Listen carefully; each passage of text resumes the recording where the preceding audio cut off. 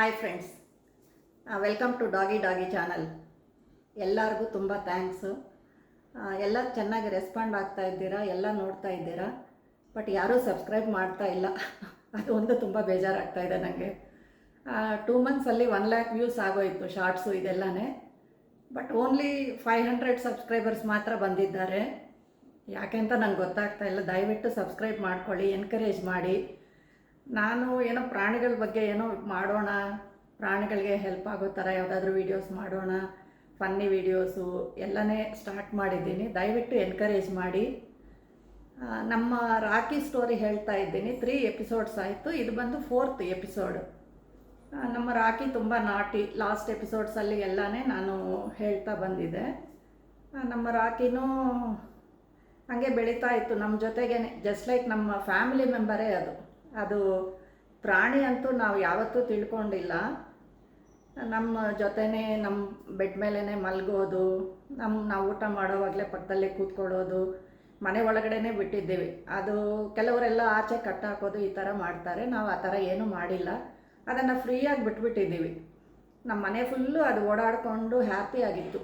ಅದು ಎಲ್ಲಿ ಬೇಕೋ ಅಲ್ಲಿ ಕೂತ್ಕೊಳ್ಳೋದು, ಮಲ್ಕೊಳ್ಳೋದು, ಈ ಥರ ತುಂಬ ಹ್ಯಾಪಿ ಆಗಿತ್ತು ಅದು ಎಲ್ಲಾದ್ರೂ ಊರಿಗೆ ಹೋದ್ರೂ ನಮಗೇನು ತೊಂದರೆ ಆಗಿಲ್ಲ. ಸಿದ್ದೂಸ್ ಹೋಮ್ ಸ್ಟೇ ಅಂತ ಲಾಸ್ಟ್ ವೀಡಿಯೋನಲ್ಲಿ ಹೇಳಿದ್ದೆ. ನೀವು ಬೇಕಂದರೆ ಅಲ್ಲಿ ಟ್ರೈ ಮಾಡಿ. ನಿಮ್ಮ ನಾಯಿಗಳನ್ನ ಬಿಡಿ, ತುಂಬ ಚೆನ್ನಾಗಿ ನೋಡ್ಕೊಳ್ತಾರೆ. ಆಮೇಲೆ ಇದು ನಮ್ಮ ರಾಕಿಗೆ ಒಂದು 10 ಇಯರ್ಸ್ ಆಯಿತು. 10 ಇಯರ್ಸ್ ತುಂಬ ಹ್ಯಾಪಿ ಆಗಿತ್ತು, ಏನೂ ತೊಂದರೆ ಇಲ್ಲ, ಒಂದು ಕಾಯಿಲೆ ಇಲ್ಲ, ಏನೂ ಇಲ್ಲ, ತುಂಬ ಚೆನ್ನಾಗಿತ್ತು. ಅದು ಒಂದು 10 ಇಯರ್ಸ್ ಆದಮೇಲೆ ಸಡನ್ನಾಗಿ ಮನೆಯಲ್ಲಿ ಓಡಾಡ್ತಾ ಇದ್ದಾಗ ಅಲ್ಲಲ್ಲೂ ಸ್ವಲ್ಪ ಬ್ಲೀಡಿಂಗ್ ಕಾಣ್ತಾ ಇತ್ತು. ನಾವು ಅಂದ್ಕೊಂಡ್ವಿ ಅದಕ್ಕೆ ಪಾಸಲ್ಲಿ ಯಾವಾಗಲೂ ಟಿಕ್ಸು ಸೇರ್ತಾ ಇತ್ತು. ನಾನು ಡೈಲಿ ಕೂತ್ಕೊಂಡು ಅದು ಟಿಕ್ಸ್ ಎಲ್ಲ ತೆಗೆಯೋದು ಇದು ಮಾಡ್ತಾಯಿದ್ದೆ. ಡೈಲಿ ಕೊಂಬು ಮಾಡ್ತಾಯಿದ್ದೀವಿ, ಕೂದಲನ್ನು ಬಾಚೋದು ಎಲ್ಲ ಮಾಡ್ತಾಯಿದ್ದೀವಿ. ಡೈಲಿ ಅದು ಪಾಸ್ ಎಲ್ಲ ಕ್ಲೀನಾಗಿ ಟಿಕ್ಸ್ ಇದೆಯಾ ಅಂತ ನೋಡೋದು ಎಲ್ಲ ಮಾಡ್ತಾಯಿದ್ದೀವಿ. ಅದು ಸಡನ್ನಾಗಿ 10 ಇಯರ್ಸ್ ಆದಮೇಲೆ ಅದು ನಡೀತಾ ಇದ್ದಾಗ ಸ್ವಲ್ಪ ಅಲ್ಲಲ್ಲೂ ಬ್ಲೀಡಿಂಗ್ ಥರ ಕಾಣ್ತಾ ಇತ್ತು.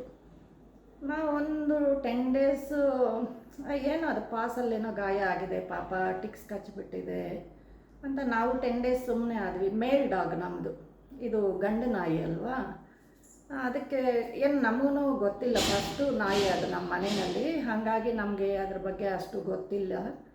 10 ಡೇಸು ಸುಮ್ಮನೆ ಆದ್ವಿ. ಸರಿ ಒರೆಸಿದ್ರೆ ಆಯಿತು ಬಿಡು, ಪಾಪ ಟಿಕ್ಸ್ ಏನು ಇದಾಗಿದೆ, ಕಚ್ಚಿದೆ ಅಂದ್ಕೊಂಡು ಬಾಡಿಯೆಲ್ಲ ನೋಡಿದ್ವಿ, ಎಲ್ಲೂ ಏನೂ ಗಾಯ ಇಲ್ಲ. ಮೇ ಬಿ ಪಾಸಲ್ಲಿನೇ ಗಾಯ ಇದೆ ಅಂದ್ಕೊಂಡು 10 ಡೇಸು ಸುಮ್ಮನೆ ಇದ್ವಿ. ಆಮೇಲೆ ಅದು ಸ್ವಲ್ಪ ಇನ್ನೊಂದೊಂದು ಡ್ರಾಪ್ ಜಾಸ್ತಿ ಆಗ್ತಾ ಬಂತು, ಕೆಳಗಡೆ ಬೀಳೋದು ಮನೆಯಲ್ಲಿ. ಆಮೇಲೆ ಅನ್ನಿಸ್ತು ಇದೇನೋ ತೊಂದರೆ ಇದೆ ಅಂತ ಡಾಕ್ಟ್ರ್ ಹತ್ರ ಕರ್ಕೊಂಡೋದ್ವಿ. ಸರ್ ಇದು ನೋಡಿ ಇದಕ್ಕೇನೋ ಬ್ಲೀಡಿಂಗ್ ಆಗ್ತಾ ಇದೆ ಅಂದರೆ ಡಾಕ್ಟ್ರ್ ತಕ್ಷಣ ಇದಕ್ಕೆ ಎಲ್ಲ ಟೆಸ್ಟ್ಗಳು ಮಾಡಬೇಕು, ಅದಕ್ಕೆ ಯೂರಿನರಿ ಟ್ರ್ಯಾಕ್ ಇನ್ಫೆಕ್ಷನ್ ಇರ್ಬೋದು, ಇಲ್ಲ ಕಿಡ್ನಿ ಫೇಲ್ಯೂರ್ ಆಗ್ತಾ ಇರ್ಬೋದು, ಎಲ್ಲ ಟೆಸ್ಟು ಮಾಡೋಣ ಅಂದರು. ಎಲ್ಲ ಟೆಸ್ಟು ಮಾಡಿಸಿದ್ವಿ.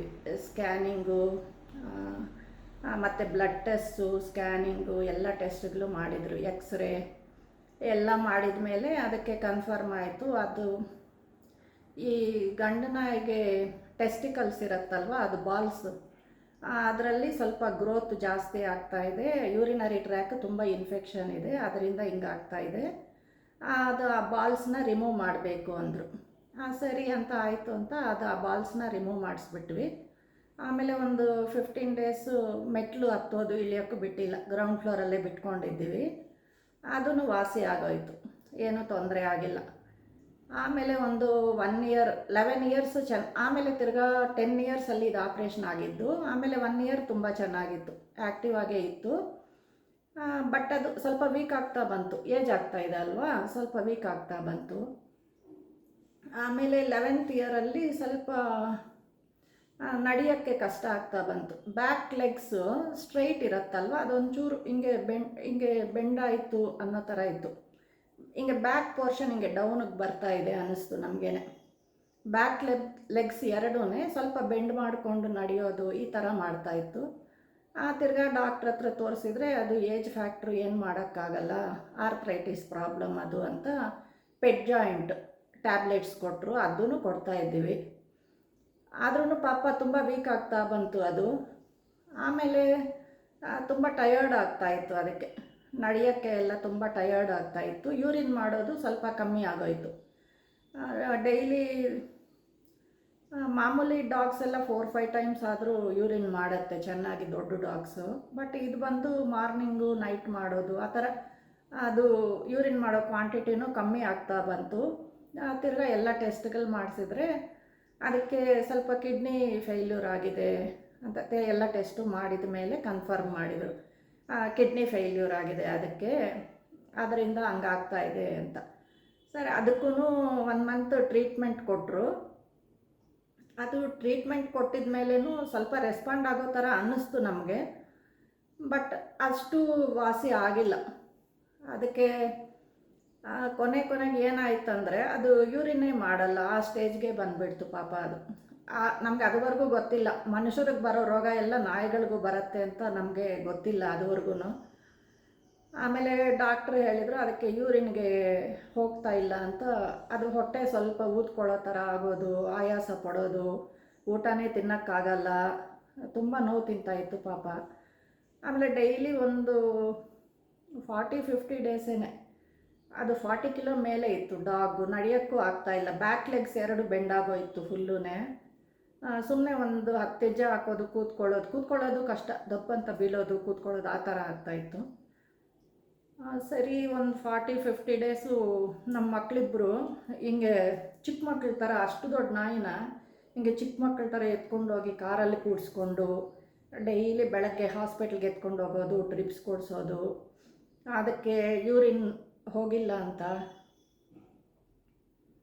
ಅದಕ್ಕೆ ಯೂರಿನರಿ ಟ್ರ್ಯಾಕ್ಗೆ ಟ್ಯೂಬ್ ಹಾಕೋದು, ಯೂರಿನ್ ತೆಗೆಯೋದು, ಈ ಥರ ಮಾಡಿದರು.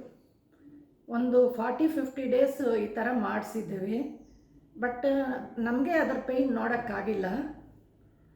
ಆಮೇಲೆ ಡಾಕ್ಟ್ರ್ ಹೇಳಿದರು, ಸುಮ್ಮನೆ ಅದಕ್ಕೆ ಇನ್ನು ನೋವು ಕೊಡೋಕ್ಕೆ ಹೋಗಬೇಡಿ, ಅದಕ್ಕೆ ಪೀಸ್ಫುಲ್ ಡೆತ್ ಕೊಡಿಸ್ಬಿಡೋಣ ಅಂದರು, ಮರ್ಸಿ ಕಿಲ್ಲಿಂಗು.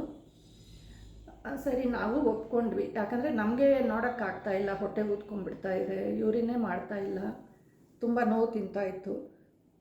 ಆಮೇಲೆ ಒಂದು ಬ್ಯಾಡ್ ಡೇ ಡಾಕ್ಟ್ರವರೇ ಮನೆಗೆ ಬಂದು ಅದು ಮರ್ಸಿ ಕಿಲ್ಲಿಂಗ್ ಇಂಜೆಕ್ಷನ್ ಕೊಟ್ಟು ಹೋದರು. ಅದರಿಂದ ಆವತ್ತಿಗೆ ರಾಕಿ ಚಾಪ್ಟರ್ ಎಂಡ್ ಆಯಿತು. ರಾಕಿ ಹುಷಾರಿಲ್ಲ ಅಂದಾಗಲೇ ನಾವು ಅಂದ್ಕೊಂಡ್ವಿ, ಇನ್ನು ಯಾವ ನಾಯಿನ ತೊಗೊಳ್ಳೋದು ಬೇಡ, ಇಷ್ಟೇ ಸಾಕು ನಮಗೆ, ಈ ನೋವು ತಿನ್ನೋಕ್ಕಾಗ್ತಾಯಿಲ್ಲ ಅಂದ್ಕೊಂಡ್ವಿ. ಬಟ್ ಇನ್ನು ರಾಕಿ ಒಂದು 3-4 ಮಂತ್ಸ್ಗೆ ಹೋಗುತ್ತೆ ಅಂದರೆ, ಆವಾಗ ಮನೆ ಮುಂದೆ ಕಾರ್ ಕೆಳಗಡೆ ಒಂದು ಪುಟ್ಟು ಮರಿ ಶಿವ, ಇವಾಗ ಶಿವ ಇದ್ದಾನಲ್ಲ ವೈಟ್, ಅದು ಕಾರ್ ಕೆಳಗಡೆ ಮಳೆ ಸೀಸನಲ್ಲಿ ಬಂದು ಕಾರ್ ಕೆಳಗಡೆ ಕೂತಿತ್ತು. ತುಂಬ ಚಿಕ್ಕದು, ಒಂದು 1 ಮಂತ್ ಇರ್ಬೋದೇನೋ ಅದು ಪಪ್ಪಿ. ಅದು ಹೆಂಗೆ ಮದರಿಂದ ತಪ್ಪಿಸ್ಕೊಂಡು ಬಂತೋ ಗೊತ್ತಿಲ್ಲ, ಕಾರ್ ಕೆಳಗಡೆ ಕೂತಿತ್ತು. ಅದನ್ನು ಎತ್ಕೊಂಡು ಬಂದರೆ ಅದು ಏನೂ ಊಟ ಮಾಡ್ತಾಯಿಲ್ಲ ಆವಾಗ. ಆಮೇಲೆ ಅದಕ್ಕೆ ಟ್ರೀಟ್ಮೆಂಟ್ ಮಾಡಿಸಿದ್ರೆ ಟಿಕ್ ಫೀವರ್ ಎಲ್ಲ ಇತ್ತು ಅದಕ್ಕೆಲ್ಲ ಟ್ರೀಟ್ಮೆಂಟ್ ಮಾಡಿಸಿ ಬದುಕೋದೇ ಇಲ್ಲ ಅಂದರು ಡಾಕ್ಟ್ರು. ಟ್ರೀಟ್ಮೆಂಟೆಲ್ಲ ಮಾಡಿಸಿದ ಮೇಲೆ ಶಿವ ಬದುಕ್ತು. ಶಿವಾಗೆ ಒಂದು 4 ಮಂತ್ಸ್ ಏನೋ ಇತ್ತು, ಆವಾಗ ನಮ್ಮ ರಾಕಿ ಸತ್ತೋಯ್ತು. ಇದು ನಮ್ಮ ರಾಕಿ ಸ್ಟೋರಿ.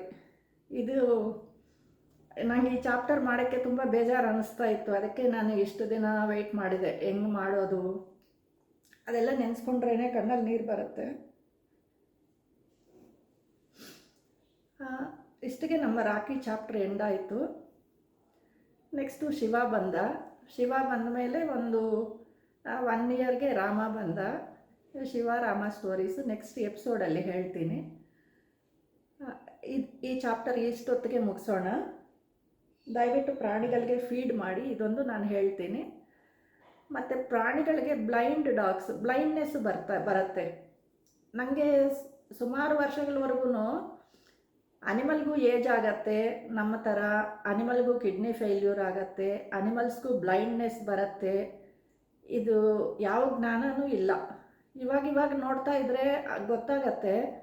ಸುಮಾರು ಡಾಗ್ಸ್ಗೆ ಕಣ್ಣೆಲ್ಲ ಪೊರೆ ಬಂದು ವೈಟ್ ಆಗಿಬಿಟ್ಟಿರುತ್ತೆ, ಇಲ್ಲ ಅದಕ್ಕೆ ನಡೆಯೋಕ್ಕೆ ಗೊತ್ತಿಲ್ಲ.